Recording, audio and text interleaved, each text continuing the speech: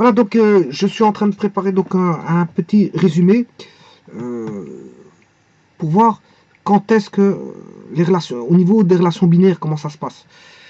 Alors, la qualité, c'est ce que j'ai mis en bleu. En bleu, c'est la qualité. Alors, la qualité d'une relation peut être de type, je parle de la qualité, de type réflexivité ou non-réflexivité. Voilà. Alors, la qualité de la relation binaire peut être peut avoir avec une symétrie ou non-symétrie. La qualité d'une relation binaire peut être de type transitivité ou non-transitivité. Voilà. Alors, pour ce qui concerne la réflexivité, la propriété de la relation binaire peut être réflexive. Au niveau de la qualité symétrie, la propriété de la relation binaire peut être symétrique. Et au niveau de la relation binaire, la propriété de la relation binaire peut être transitive. Voilà. Alors, binaire, relation binaire, c'est une relation entre deux ensembles, E vers F, mais ici il s'agit bien sûr d'une relation de E vers E, d'un ensemble vers lui-même. Alors, au niveau non-réflexivité, alors ici je vais mettre une séparation.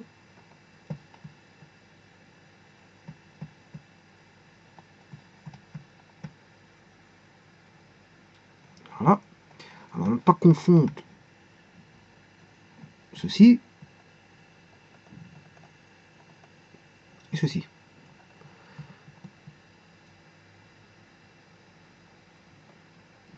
Voilà. Alors, au niveau de la non-réflexivité, la non-réflexivité, une relation peut être non-réflexive ou ce qu'on appelle anti-réflexive ou irréflexive. Elle est anti-réflexive. Ouais, ici, je me suis trompé, donc je vais réécrire tout. Elle peut être non-réflexive ou ce qu'on appelle anti-réflexive ou ce qu'on appelle irréflexive. Hein, c'est deux termes différents qui représentent la même propriété. Voilà. Au niveau de la non-symétrie, elle peut être non-symétrique ou antisymétrique. Voilà. Et au niveau de la transitivité, elle peut être, la relation peut être ni transitive, elle peut être ni transitive, ni intransitive, c'est-à-dire non transitive.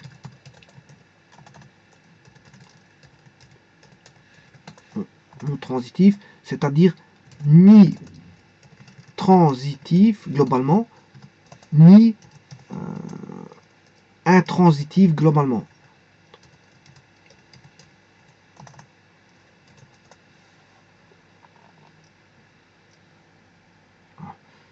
C'est la même chose, hein. C'est des différentes terminologies. Alors, sinon, elle peut être anti-transitive ou ce qu'on appelle intransitif. Voilà. Quand vous faites les relations, c'est d'abord ça qu'il faut savoir, hein, parce que c'est vrai que ne pas confondre la qualité de la propriété. Quand vous étudiez les relations, c'est ça qu'il faut savoir. Voilà. Alors, en bleu, si je devais mettre une légende, la légende en bleu, c'est la qualité.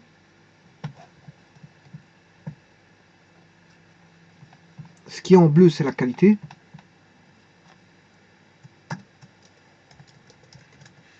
Voilà.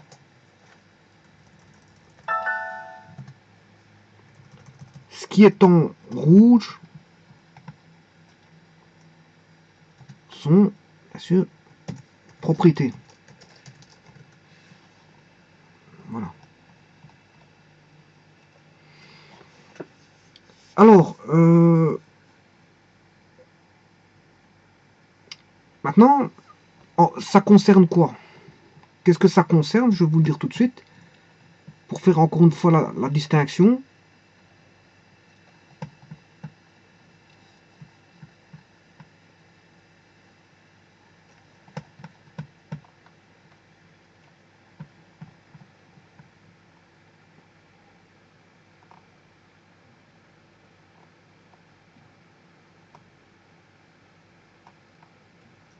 Eh bien,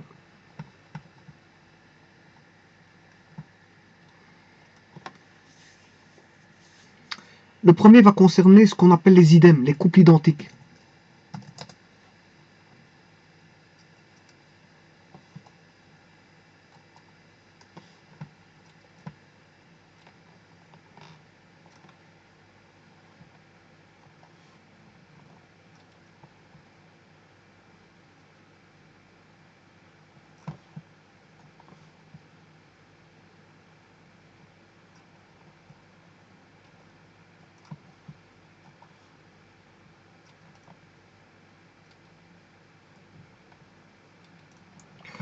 Le second, la symétrie, va concerner voilà, les correspondances renversées.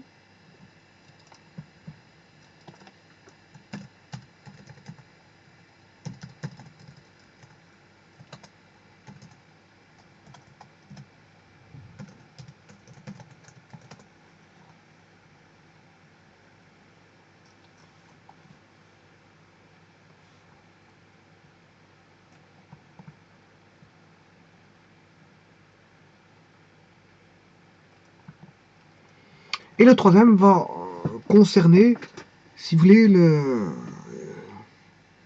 des compositions.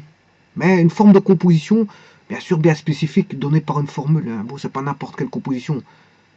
C'est une composée, on fait une composition. Ça va concerner des composés.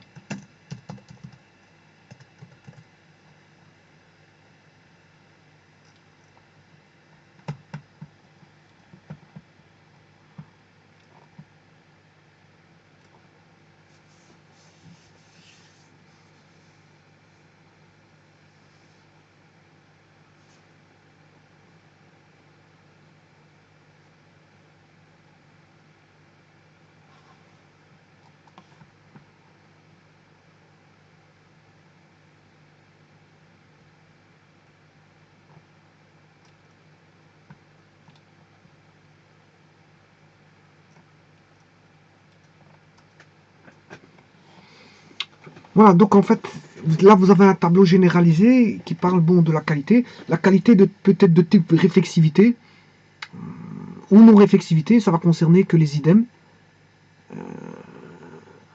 On va voir, on peut avoir une qualité de symétrie ou de non-symétrie.